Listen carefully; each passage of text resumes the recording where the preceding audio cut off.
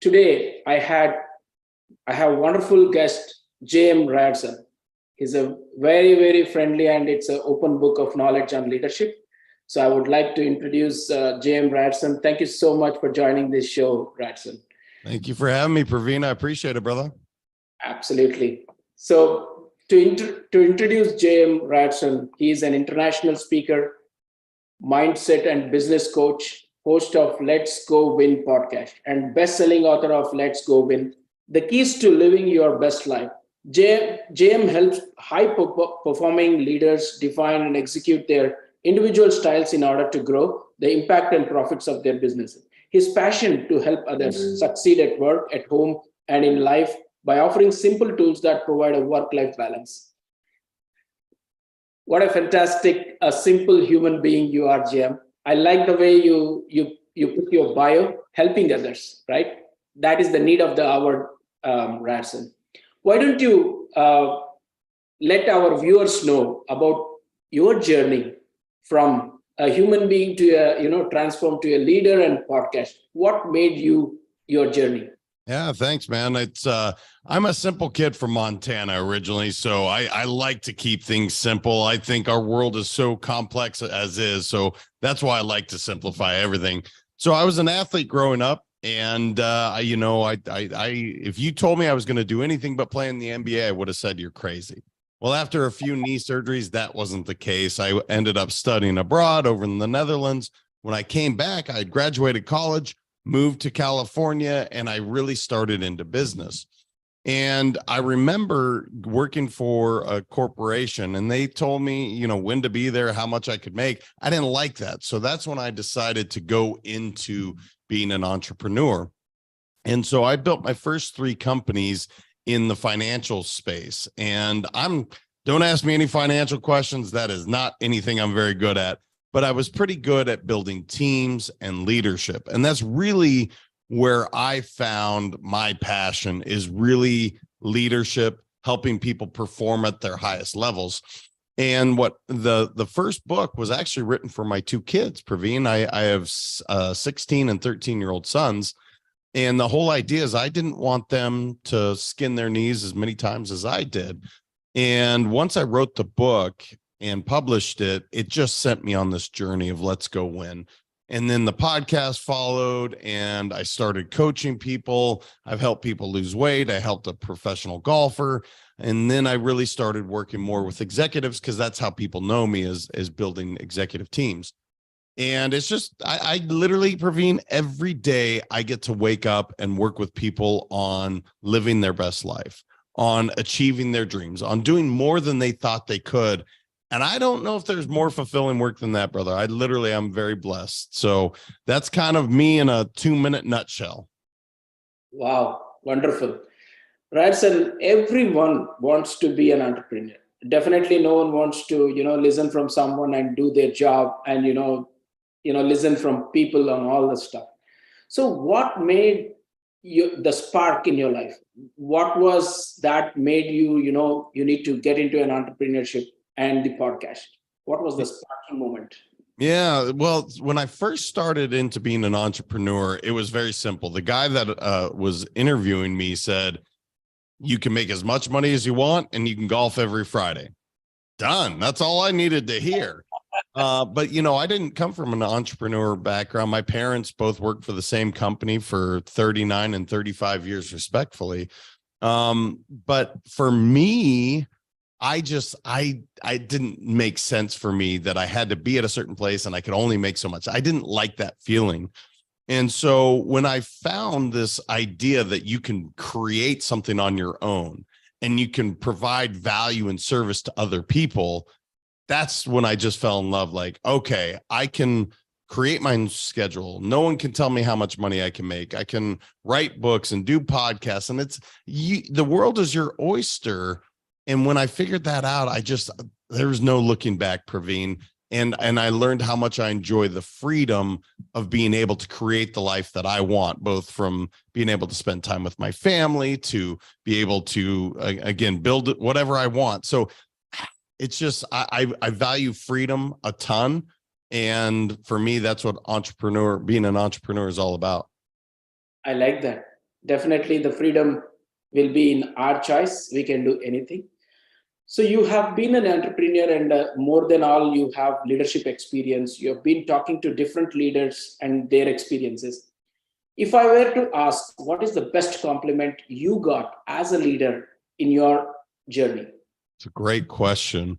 Anytime somebody comes up and says, thank you, you've changed my life. Now, I never have changed anyone's life, so I'm clear. I think you can influence people to do more than they think. But I've had several people through my career that have said, you literally have changed me and my family's life. I don't know if there's anything more fulfilling than that, because it's not about putting more zeros in the bank account, although that's nice. It's really about helping people achieve something that they never thought possible. And one example I'll give you, it was a gentleman named Tim Beauvais. And when I met Tim, he had never made more than $27,000 a year. And at the time when I hired him, I could see just talent. This kid was just super talented. And I said, well, is that how much you want to make? And he said, well, no, man, if I could make 60,000, that would be amazing. I said, look, if you don't make at least 150,000 with me this year, you've failed. Wow. Well, he went to do more than that. In fact, I think it was 227, if I remember correctly. But here's the cool thing, Praveen. He almost quit within 2 weeks. And the reason being is he was being overdrafted in his bank account. And I said, well, my gosh, how much have you overdrafted? He's like, oh, it's a lot. And I said, well, how much? And it was like $980. And so I wrote him a check for $1,000. And I said, go get your account right. And you can pay me back whenever. I don't care whether I ever got it back. Well, within less than a month, he had paid it back. And within a year, he's made over six figures. So it's just stories like that it's, it's not all about money, but it's helping people see more in themselves than they do. With that statement, you really touched me. Definitely. I'm sure that everyone wants a leader like you. So coming to the leadership, who, according to you, is a true leader? A servant leader, one that thinks of everyone else first. And, there's examples through the years, both good and bad. But I truly believe that a servant leader is the right type of leader. I think it's the type of leader that we need today. And that's what's changed so much, Praveen, is, back in the 70s and 80s, there was a very specific taskmasters.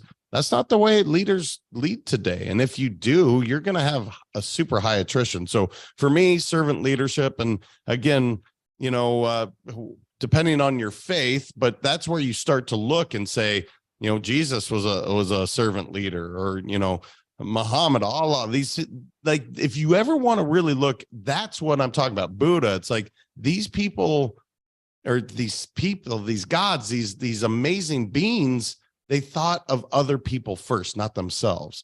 And to me, that's a definition of a true leader. And so my leadership philosophy is very simple. It's not about me. It's about your team. And you can create so much if you focus on them versus focusing on yourself. Ratson, I really appreciate that, because when I spoke to you first time, I saw that servant leader kind of a character in you. And that's a great compliment to you. So when you talked about attrition today, after pandemic or during the pandemic, you saw the attrition is the number one issue which all the leaders are dealing with, right? Mm. So most of the resources or the members who work, they complain about their boss. Either you transform in your life or screw your life. Leader is the important factor in there. So what is the message to the leaders, how they should be to motivate the members and make them a great human being and work very happily in their system? Yeah, I think more than ever, it's so important that you get to know the human being on the other side. Even if you're still in a virtual setting, instead of just talking about numbers, it really has come down to, how much do you care about me? And the quote that I always think of that just hits me is, no one cares how much you know until they know how much you care. And I think through the pandemic and through this great resignation where people are like, I don't need this. Life is too short. I think everybody's perspective shifted so fast that they said, I'm not going to put up with somebody that treats me like trash. I have options. I can go create something. I think that's what leaders have really had to step up their game to say, look, they saw a different light. They saw that they don't have to come into an office. They saw that we can operate business differently than we ever have before. And so as a leader, it's your job to really invest into your people far more than ever before. And when you do that, here's what's amazing. You will get far better results in less time. You don't have to micromanage. You can give them autonomy. You can empower them. So I actually think the pandemic was incredible in that regard. Now, obviously, a lot of bad things happened through the pandemic, but there's some really good ones. And to your point, Praveen, if you don't evolve, you'll become the dinosaur and you will lose your entire field force because people have realized, oh, I can do other things. I have options more than I ever have before. Absolutely. In pandemic, that has happened, Radson. But now today, after the pandemic, you see more and more hybrid is happening, right? There is a lot of transformation that, people can work from anywhere. They can have anything, wherever they want, they can work. So in this culture, how do you think the leaders need to react? Because they are habituated to have a face-to-face, but now everyone wants to work from their own choice. So during this time, what do you think the leaders should be transforming in this situation? Yeah, so Daniel Pink wrote a book called Drive several years ago. And in that book, he has a philosophy called result only work environment, ROWE. I think more than ever, that idea is so applicable to today's atmosphere. It doesn't matter how long somebody works, in my opinion. It's what results happened in the time spent. And I think that's when leaders really have to say, all right, we used to be able to say, you have to be here at this time, show up at this time. And they didn't really, I mean, of course they wanted results, but it was like you had to check that time box off.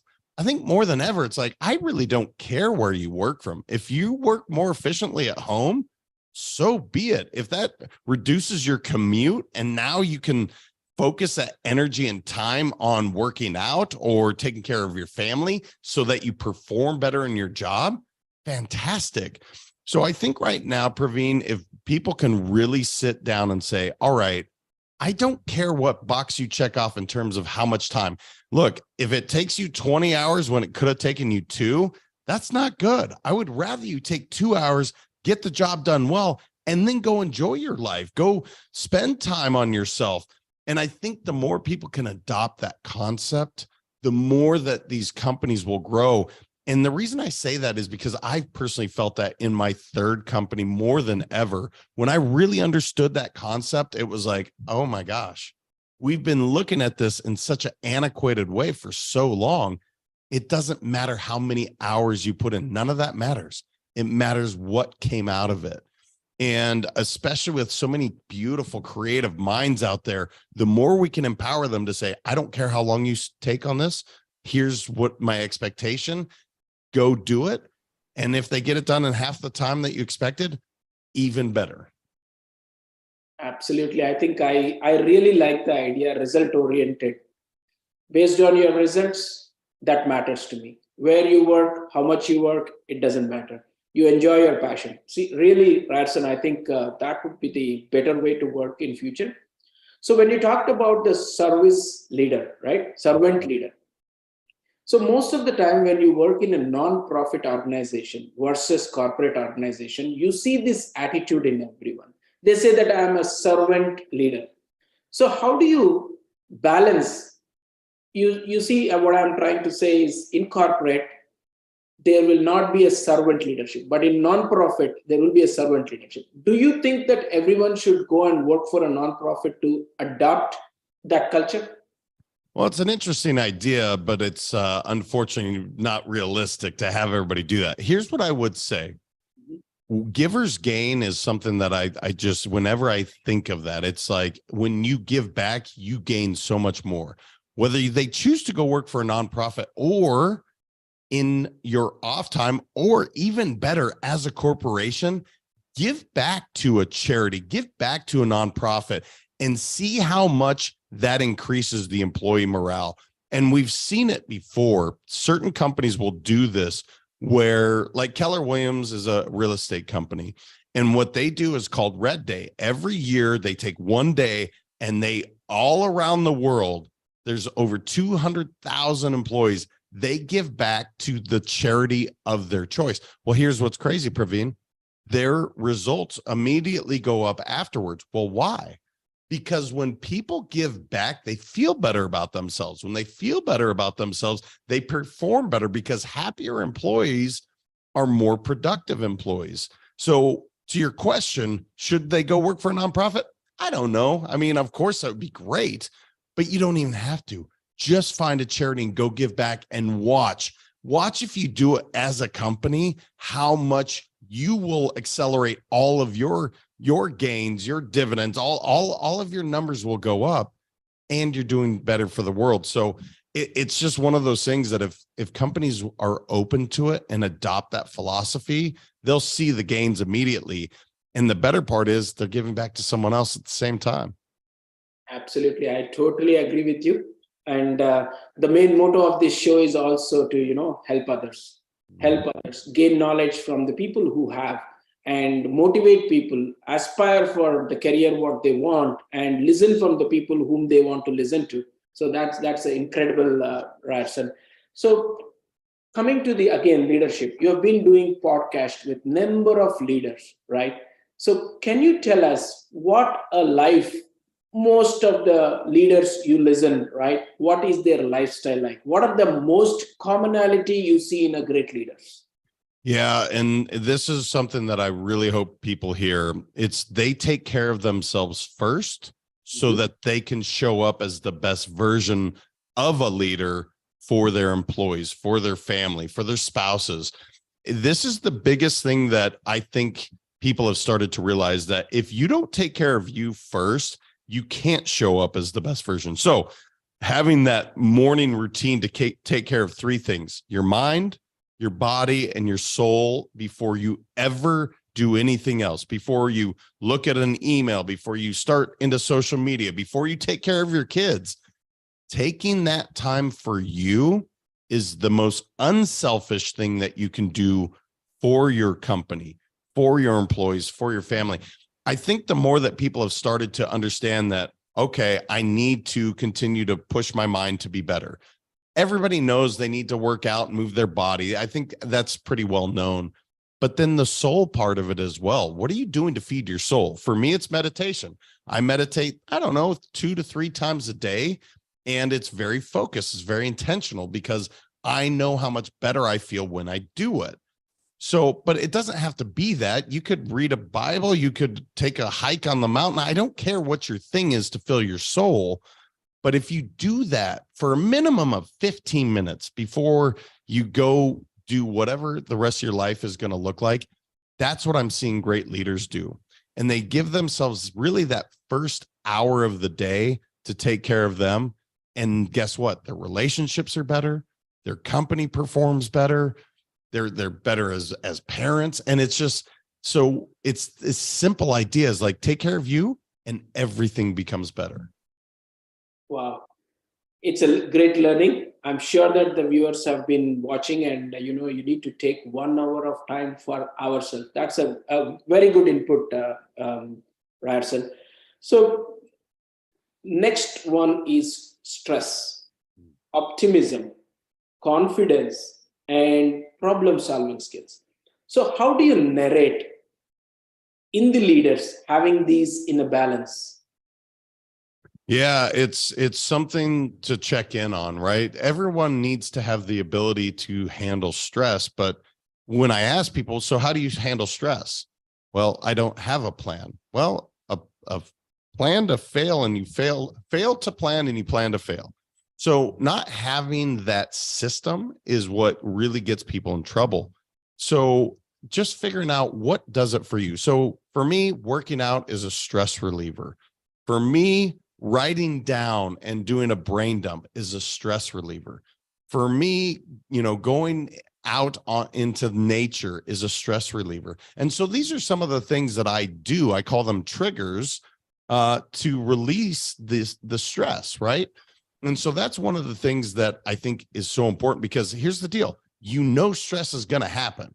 It's not if it's going to happen, it's when. And so do you have a plan for when it does? And if you don't, develop one. And no one can tell you what's right. So for me, let's say something really bad happened right now. I know the fastest way for me to get back is to play music, because music makes me happy. And I know certain songs that immediately make me feel happy. And so I'll do that. And that's something that a positive trigger that will offset a negative trigger.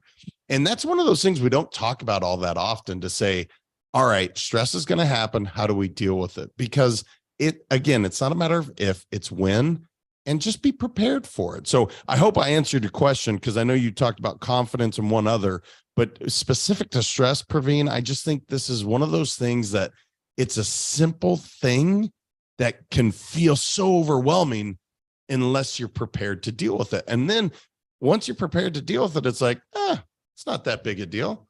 And you move on to the next one. It hits you again. Cool. You do your system so that nothing becomes overwhelming. So clearly it articulates that whenever there is a trigger of stress or anxiety, just take a pause, get out what you like, and then get to normal. But what if there is a one-to-one or a meeting is going on and there is a lot of stuff happening in the corporate world? So when that stress happens, you might screw your complete meeting. So how do you get back to the momentum? Yeah, that's a great question, brother. And this is one that happens to people all the time. So the reason I meditate, and I promise I'll get to that. The reason I meditate is so that I respond, I don't react, right? Because emotions happen so fast, like it's a million times faster than me snapping my fingers. I can't stop the emotion, but what I can control is how I respond. Now, to your point, I'm in the meeting, and so, JM, I don't have time to meditate. Cool. But what you do have time to do is to breathe. And there's a couple of things that are really easy to do that anyone can do. So let's say something happens and it triggers you. There's something called box breathing, and you can do it in 12 seconds. Breathe in for 3 through your nose. You hold for 3.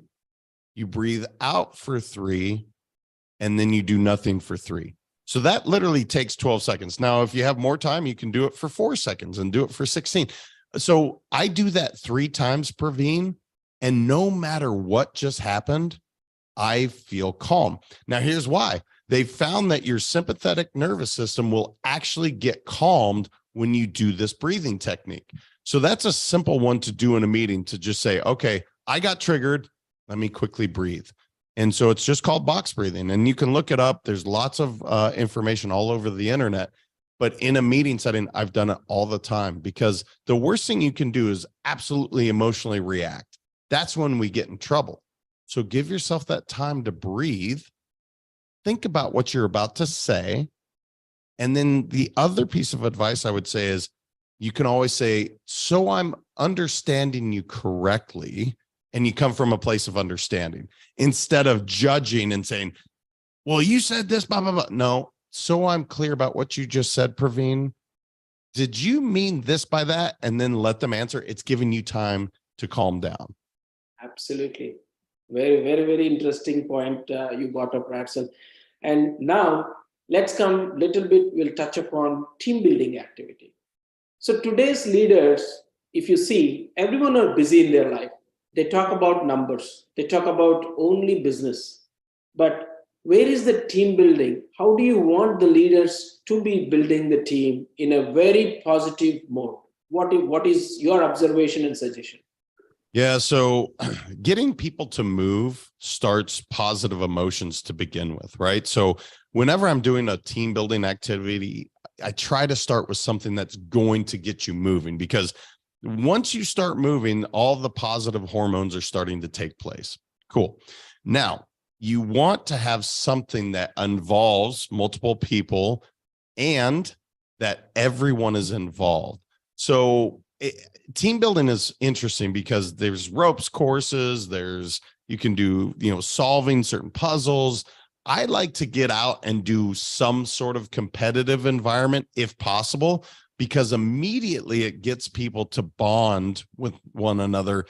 So whether you're playing cornhole, or I took a group to go play pickleball, and there was like 30 of us out there, and immediately people are laughing, they're having fun. And it's not because all of a sudden I like the person that I'm playing with. No, it's because biology's at play.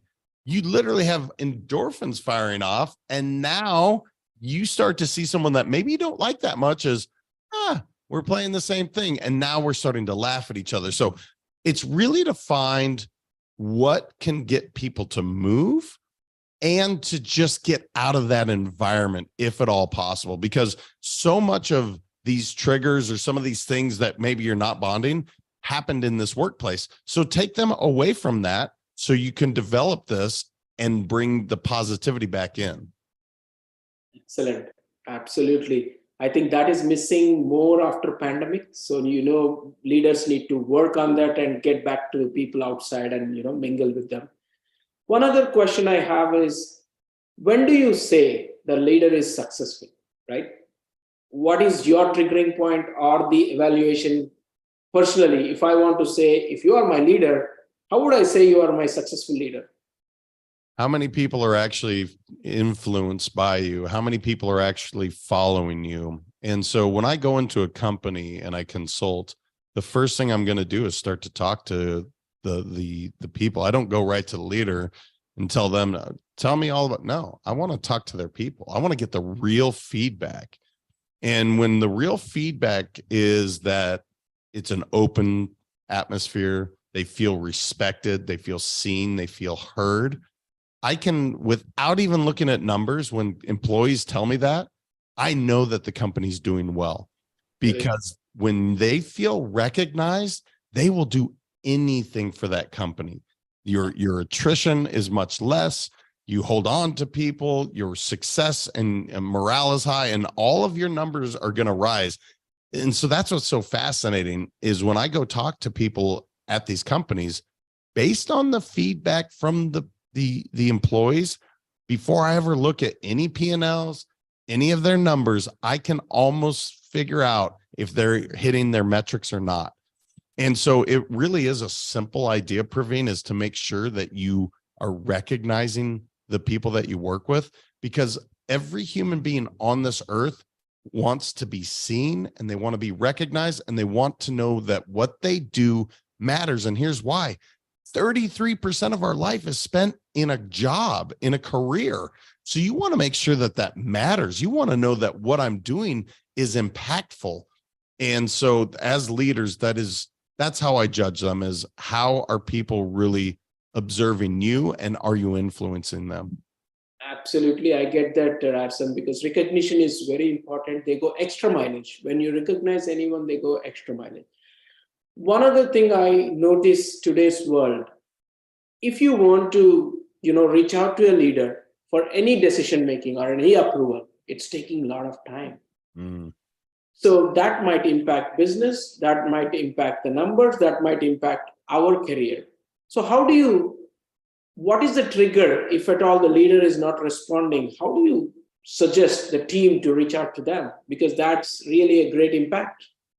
Yeah, that's an interesting question, because it's a hard one to answer. You have to speak up, obviously, if we just talked about being there, but I understand that people aren't comfortable often in corporate environments to do that. So this falls on the leader in not having weekly check-ins with their people. This is the most simple idea, and it will save more time and more money than anything else that I talked about. Having a check-in with your people on a weekly basis typically is what I suggest. And it doesn't have to be long. It can be 15 minutes, Praveen. It doesn't have to be a long one.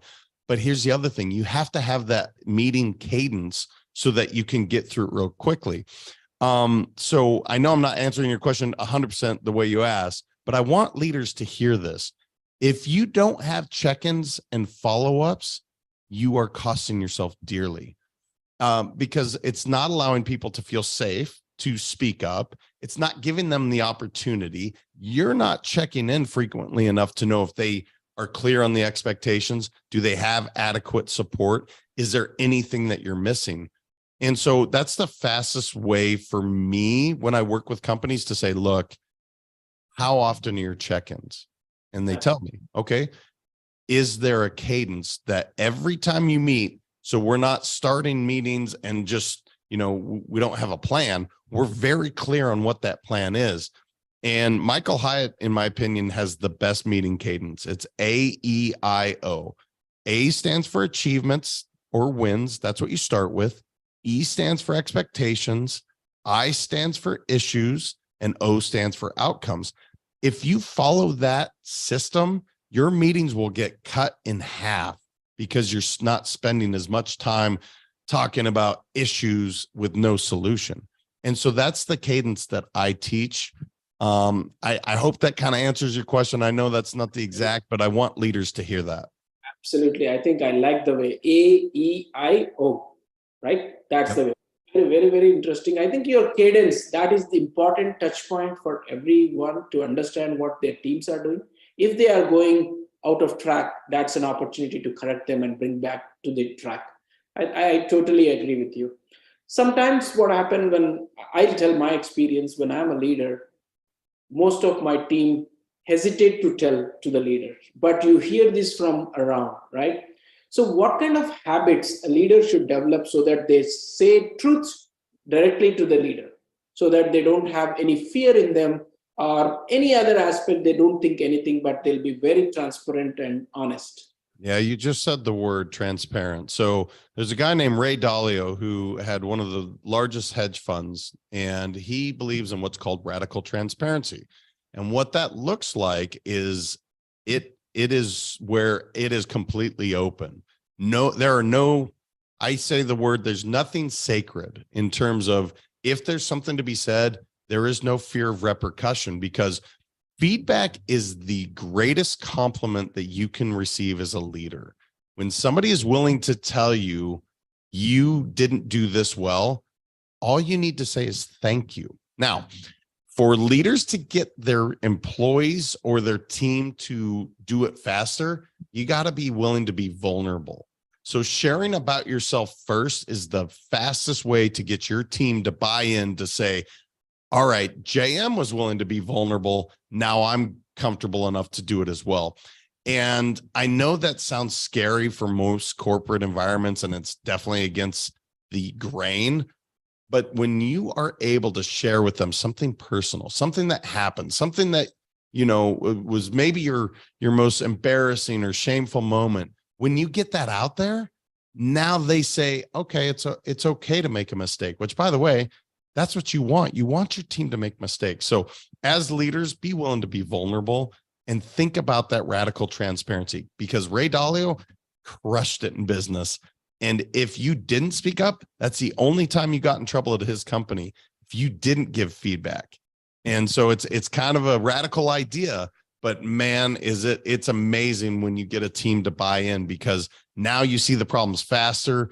Nobody's worried about making mistakes because it's about what we're trying to achieve as a team, not on one individual person. Totally agreed, Radson. So I think if you take a time check, we are edge of the session. I know that, a lot of things to share, but I would definitely ask you an advice. What would be your advice to someone who is new, a young leader who's taking a young leader position? So what would be your piece of advice? So to find a mentor, that's one of the first things, is to find someone that you look up to. Now, don't immediately go ask them to be your mentor, because every mentor knows that just means more work. Try to bring value to that person. Ask them if you can take them to lunch, and then develop that relationship in a very organic manner. But here's the other thing. Remember to bring value.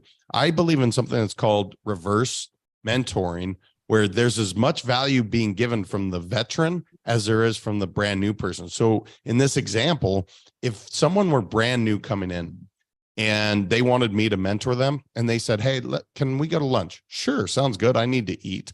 And now I'm starting to pick their brain about things that I want to know. Social media, how people think in their age group, what's going to incentivize them. And while I have the knowledge that they're receiving, I'm also getting that value. So that's number one, find a mentor. Read is a second one. It's just the most simple idea. Please read. It's the one commonality you ask that every leader I know, they all read, because you get that perspective from other people that you can utilize immediately. And then the third is just develop your leadership plan. What does that look like? And if you don't know, that's the perfect time to ask your mentor, hey, I really want to be a leader in my industry. Can you help me build a leadership plan? And I've never heard one mentor not say yes to that question. Absolutely. Totally agree. So looking at your 3 points, the second point I have to improve straight away, reading. So one of the question came from the audience. So leader mentoring coaching is more and more, there is an opportunity. So a person who is into any other aspect like IT or management or business development, do you suggest them taking the opportunity of coaching or mentoring as a full time? What are the opportunities looks like? Is it safe to go into that field? I mean, there's so much opportunity whenever you're sharing, right? And here's the other thing, so IT, I know nothing about IT, but let's just say I did. And I wanted to start mentoring because I'm giving now, givers gain. When you mentor, you get better at your job.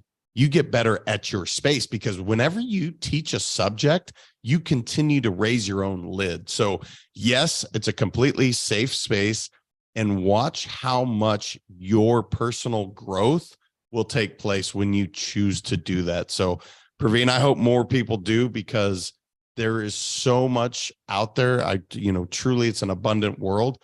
And the more that people are willing to give, the more that they'll gain. Excellent suggestion and advice from you, Radson. Now tell us, why did you write books? What made you think to write books? So the first book started, I wanted my kids to have something that if I were no longer on this earth, that they had something that showed them philosophies that I believed in. That's how it started. And then what happened, Praveen, is I got so much from the experience. I learned so much about myself in that writing process that now I've just become kind of addicted to how good it feels, how organized my thoughts become. And that's how the second book came about. And now I'm currently working on the third book, is actually in editing right now. So it's really has become kind of a selfish endeavor. I feel so good after writing these books, even though it's a lot of work and it's all this time and energy and money and all these things, but I feel so good that I'm addicted to that feeling. And so I keep chasing it by writing more and more. So it started just to help my kids. And then I found, wow, I really love it. And so I've just continued to do it. So tell us, our audience, about your books like Let's Go Win and the Champions book as well. Yeah. So Let's Go Win. It's called Let's Go Win, Keys to Living Your Best Life. It's 12 chapters. And I start with vulnerability, which is funny because, again, I'm a kid from Montana. I was taught boys don't cry. And yet I started with vulnerability. That's how profound that lesson has been in my professional and personal life. And so it's a simple read. The idea is if you hopped on a flight in New York and you landed in LA, you would be able to finish it and you'd have at least 3 takeaways from every chapter. The second book, Champions Daily Playbook, is actually what I do with my one-on-one clients, because I know that not everyone can hire me one-on-one. I know that my time is limited and I know it's not affordable for everyone, but I wanted everybody to at least have the tools of what I teach. And that was my commitment when I started this company, that I wanted everyone to be able to access these things that I've learned. And so it's really just 11 pages of text, and then it's a playbook. It's something that you fill out for 90 days. And so no matter what goal you set, Praveen, if you go through that Champions Daily playbook and do it for 90 days, you will accomplish that goal. And it's just a simple formula. Absolutely. That's a great, you inspired all of us to, that you need to start writing. So that's the way you put it as a legacy to your kids. I didn't know about that. Now tell us, you are an entrepreneur, you are an author, and you are also a podcast, right? How do you relate your podcast to your business? Is it helping you bilaterally? Yeah. So I fell in love with the podcast even more than I did writing. And so I will always do this podcast no matter what. But to your question, I have developed more business through podcasts because of the amazing human beings like yourself that I get to meet. Would I have met Praveen if I didn't have a podcast or read? Probably not. Or maybe, I don't know. But because of these opportunities of people that reach out or they're on the show, the connections are just invaluable. It has built more business for me than anything that I can think of because of the connection piece. So it is really, it's something that if you're anyone listening, if you're even considering it, just go for it. I cannot speak highly enough for how amazing podcasts are. And just the fact that you and I got to connect like this, just you and I for 40 minutes or whatever it is, it's just an experience I will never forget, and hopefully other people gain value from it. So it's truly an amazing forum.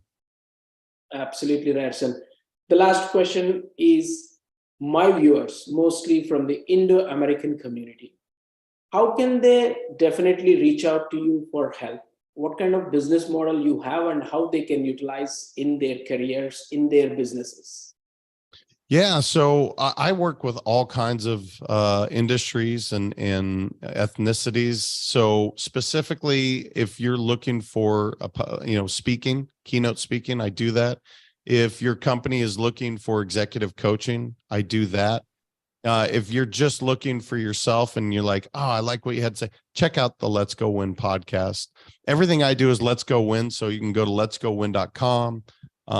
It's got the books there. If you wanted to look at the blog, I write a weekly article on the blog.